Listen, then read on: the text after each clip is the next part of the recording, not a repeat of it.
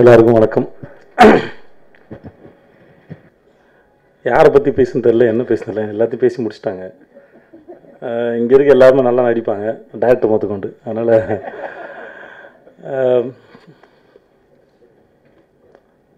இந்த படம் ஆரம்பிக்கணும்னா இது புஷ்ப காயத்ரி அவங்கள்ட்ட தான் ஆரம்பிக்கணும்.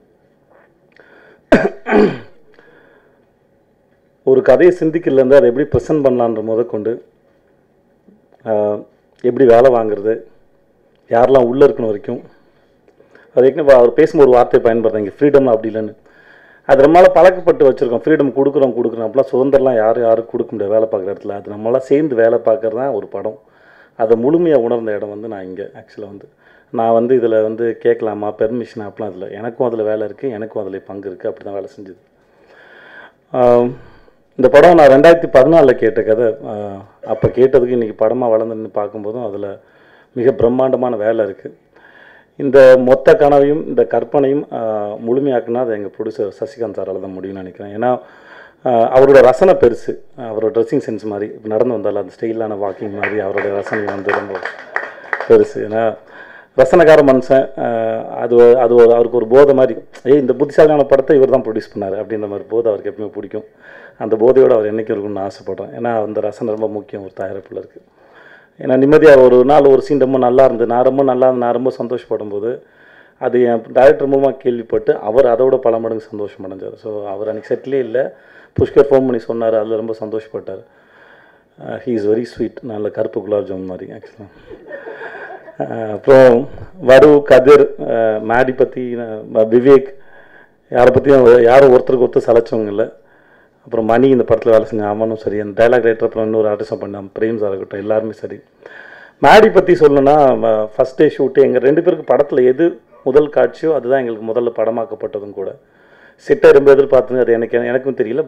நானும் ஒரு மாதிரி எதிர்பார்ப்பில் இருந்தேன். பெரிய பெரிய படங்கள், பெரிய இடத்துல இருக்கிற ஒரு மனுஷன், என்னோட சீனியரு வந்தார்னா எப்படி இருக்கும், அவரோட ஆட்டிடியூட் என்னவாக இருக்கும், செட்டில் ஃபஸ்ட் டைம் ஃபேஸ் பண்ணும்போது என்ன இருக்கும், கண்ணை பார்த்து பேசணும், என்னவா ரியாக்ட் பண்ணுவார். நான் ரொம்ப சென்சிட்டிவ், யாராவது சின்னதாக ரியாக்ட் பண்ண கூட எனக்கு உடனே ஒரு இதாகும். ஸோ நிறைய யோசிச்சு ஒரு பெரிய கால்குலேஷன், சரி என்ன வந்தாலும் ஒரு மாதிரி ஹேண்டில் பண்ணிடணும் அப்படிலாம் இருந்தேன். அந்த இருட்டாக இருக்கணும், திடீர்னு சுவிட்சை போட்டு வெளிச்சம் வர மாதிரி அவர் வந்தவொடனே சாதாரணம் ஆயிடுச்சு. அது எல்லாமே ஹீ இஸ் வெரி ஸ்வீட். எதுவாக இருந்தாலும் ஷேர் பண்ணலாம், அவர் சீனியர் அப்படிலாம் எதுவுமே இல்லை. ஒப்பீனியன் ஷேர் பண்ணலாம், பேச முடியுது சீனை பற்றி. நாங்கள் 2 பேரும் ஒன்றா காலேஜ் படித்து முடிச்சுட்டு ஒன்றா ஸ்கூல்லாம் படித்து ஒரு வேளை ஒரே தெருவில் பக்கத்தில் விளையாண்டு ஒன்றா சேர்ந்து வேலை செஞ்சால் எப்படி இருக்குமோ அந்த அனுபவம் தான் இருந்தது அவரோட வேலை செய்யும்போது. அப்புறம் வருவை பற்றி சொல்லணும்னா ஒரே ஒரு விஷயம் மட்டும் தான் இருக்குது. வரு எப்போ பேசினாலும் மொத்தமாக கேட்டு முடிச்சு ரிவைன் பண்ணி தான் புரிஞ்சுக்கணும் எனக்கு. She is very fast and very bold and very cool and very confident. அதான் வரு ஆக்சுவலாக. கதிர் படத்தில் பண்ணலாமா வேணாம், படம் கதை கேட்டு முடிச்சுட்டு அவரோட ஃபோன் பண்ணான், என்ன நீங்கள் என்ன நினைக்கிறீங்க அப்படின்னு கேட்டான். இல்லைடா கதிர், அது நீ தான் முடிவு பண்ணணும். பட் என்னை பொறுத்த வரைக்கும் இது ரொம்ப நல்ல ஸ்கிரிப்டானா இல்லைண்ணா எனக்கு ரொம்ப பிடிச்சிருக்கு நான் ஸ்கிரிப்ட்னா அது யூ டேக் எ டிசிஷனு. ரொம்ப தைரியமாக ஒரு ஹீரோவை பண்ணிக்கிட்டு இருக்காப்புல. இந்த படத்துல அவன் முக்கியமாக அவனும் ஒரு ஹீரோ. ஆக்சுவலாக சப்போர்ட்டிங் ரோல் என்னால் சொல்ல முடியல, அவனும் ஒரு ஹீரோ தான் அதில். அது சம்டைம்ஸ் லைஃப்பில் நம்ம எடுக்கிற டிசிஷன் தான் நம்மளை இன்னொரு லெவலுக்கு கொண்டு போகணும்னு நினைக்கிறேன்.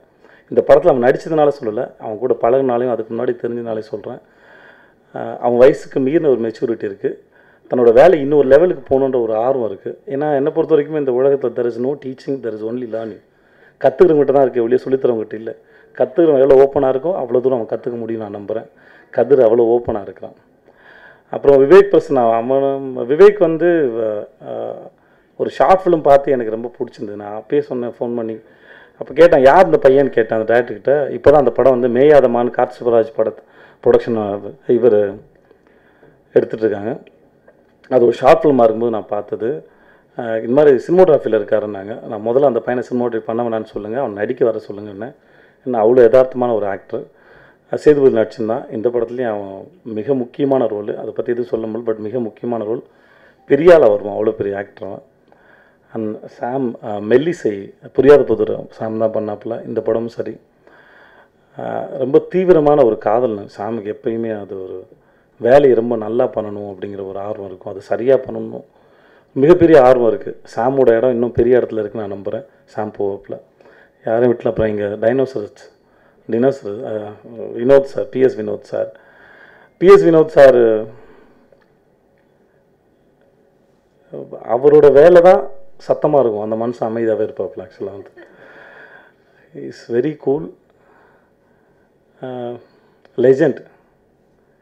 அவர் இருந்தார்னா அப்படி நம்ம போய் ஃப்ரேமில் அவ்வளோ அழகாக உட்காந்துக்கலாம். நான் இது வரைக்கும் அவர் அசிஸ்டன்ட் என்னை கூப்பிட்டு சொல்லியிருக்கான், அண்ணா அவரோட வந்து மானிட்டர் பாருங்கன்னு சொல்லியிருக்கான். நான் ஒருவோட கூட மானிட்டர் பார்த்தே இல்லை. எனக்கு அவ்வளோ பெரிய மனுஷனோட வேலை பார்த்து எனக்கு ஒரு பெரிய சந்தோஷம். அப்புறம் இந்த படம் ட்ரெயிலெலாம் பார்க்கும்போது உங்களுக்கு ஆக்ஷனு நிறையா கொலை பண்ணுறாங்க, சுற்றுறாங்க, அதெல்லாம் தாண்டி ஒரு பெரிய லாலாலா படம் இது. ஆக்சுவலாக வந்து அவ்வளோ லாலாலா வாசிச்சிருக்காங்க படத்தில். ரொம்ப எமோஷனலான ஸ்வீட் ஃபிலிம் இது. ஆக்சுவலாக வந்து நான் இந்த படம் பண்ணும்போது சொன்னேன், இந்த படத்தை முடிச்சுட்டு 2 பேர் சேர்ந்து ஒரு ஸ்வீட் கடை ஆரம்பிச்சிருங்கன்னு. அவ்வளோ ஸ்வீட்டான ஃபிலிம் இந்த படம். ஆக்சுவலாக வந்து மோஸ்ட் ஆஃப் சீன்ஸ் எமோஷன்ஸ்லாம் வந்து இட் வில் டச் யூ. அப்படி நேரடியாக வந்து திடீர்னு ஒரு மின்னல் தாக்கின மாதிரி டப்புன்னு கண்டிப்பாக அவங்களை வந்து தாக்கும் இந்த படத்தோட எமோஷன்ஸ். இந்த படம் நான் பண்ணுறதுக்கு முக்கியமான காரணமே இந்த படத்தோட ஸ்ட்ரக்சர் ஒன்று. ஏன்னா இது ஒரு எப்பிக். இது விக்ரமாத்தன் வேதா எனக்கு கதை கேட்கும்போதுன்னா இவெல்லாம் அது எப்படா விட்டு வச்சாங்க அப்படின்ற மாதிரி. விக்ரமாத்தன் வேதாளங்க அந்த ஸ்ட்ரக்சர் வந்து அவ்வளோ பிரம்மாண்டமான நம்மக்கிட்ட இருக்கிற ஒரு ஸ்ட்ரக்சர். அதை எப்படி இவ்வளோ நாள் விட்டு வச்சாங்கன்னு ஒன்று இருந்தது. ஆனால் அதை எடுத்து இவங்க ரொம்ப ப்ரில்லியண்ட்டாக அதை வச்சுருந்தாங்க. அது வந்து இதை என்னோட கேரக்டர் பாயிண்ட் ஆஃப் வியூவில் சொல்லணுன்னா வந்து லைஃப்பை படித்த ஒருத்தன், அவன் பேசுகிற தத்துவங்கள், அவனோட way of understanding towards life, வாழ்க்கை அவன் எப்படி புரிஞ்சுக்கிட்டு இருக்கான், அவன் எப்படி ப்ரெசென்ட் பண்ணுறான், அவன் என்ன பார்வையில் பார்க்குறான்னு ஒன்று இருக்குது. அந்த ரொம்ப முக்கியமான ஒரு சீன் வரும், எமோஷன் ஒன்று தானே சார் அப்படின்னு ஒரு டயலாக் ஒன்று வரும். அது எனக்கு அதுவும் சரி, முடிவு பண்ணிட்டு தேடாத, தேடிட்டு முடிவு பண்ணு அப்படின்னு சொல்கிற இடமா இருக்குது. இதெல்லாம் படத்தோட ரொம்ப ஆழமான வசனங்கள் படத்தில். இந்த படத்தில் ஒவ்வொரு சின்ன சின்ன அசைவும் சரி, ஒரு சின்ன ஷாட்டுமே சரி, எதையுமே சிந்திக்காமல் தெரியாமல் தன்னால் நடக்கவே இல்லை. எல்லாமே புஷ்கர் காயத்ரி அப்படிங்கிறவங்க 2 பேரும் தீர்க்கமாக ஆழமாக யோசித்து வைக்கப்பட்டு தான் அந்த படம். அண்ட் ஸ்ரத்தா கூட ஒரு சீன் தான் பண்ணேன். ப்ரில்லியண்ட்டான பொண்ணு. அவங்களோட கலர் எனக்கு ரொம்ப பிடிச்சது, நம்ம ஊர் கலர் இது ஆக்சுவலாக வந்து. ஸோ கண்டிப்பாக இந்த பொண்ணு இன்னும் படத்துக்கு அப்புறம் இன்னும் அட்ராக்டும் பெரிய இடத்துக்கு போகணும் நான் நம்புகிறேன். யாரையும் நான் விடலன்னு நினைக்கிறேன். Overall it's beautiful film. எனக்கு தெரியல நிறைய படம் பண்ணிட்டேன், ஆனால் விக்ரம் வேதா வந்து எனக்கு கொஞ்சம் நர்வஸ் ஏற்படுத்துது. நான் இந்த படத்தை தியேட்டரில் என்னோடய ஆடியன்ஸோடு பார்க்க விரும்புகிறேன். இது எஸ்பெஷலி இது கேங்ஸ்டர் போலீஸு அங்கே ஒரு அண்ணன் கேட்டார் மாதிரி, இது கேங்ஸ்டர் போலீஸ்க்கான படம் தான். ஆமாம், கேங்ஸ்டர் போலீஸை பற்றின படம் தான். அதில் புதுசாக எதுவுமே இல்லை தான். ஆனால் ரொம்ப புதுசான ஒரு ப்ரெசன்டேஷன் இருக்குது, புதுசாக ஒரு லைஃப் இருக்குது, ரொம்ப அழகான ஒரு ஸ்வீட் ரிலேஷன்ஷிப் இருக்குது இந்த படத்தில். வாழ்க்கை இன்னொரு கோணத்தில் பார்க்க சொல்லுது இந்த படம்.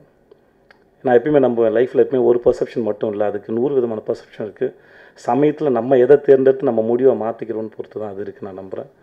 அது இந்த படத்தில் எனக்கு ஒவ்வொரு சீன்லேயும் பேசும்போது சரி, ஒவ்வொரு சீனுக்குள்ளேயும் அது இருக்குது. ஆக்சுவலாக வந்து இது ஜஸ்ட் லைக் தட் ஒரு சாதாரண படம் இல்லை. படம் வந்து நிறைய லேயர்ஸ் இருக்குது. ஆழமாக பார்த்தா இன்னும் நிறையா லேயர்ஸ் அது புரியும் நான் நம்புகிறேன். ஓவரால் இந்த மாதிரி ஒரு படத்தில் நடிச்சதுக்கு நான் ரொம்ப சந்தோஷப்படுறேன். யாரையும் போர் அடிக்கல நினைக்கிறேன். Anyway thank you so much for the time. Thanks.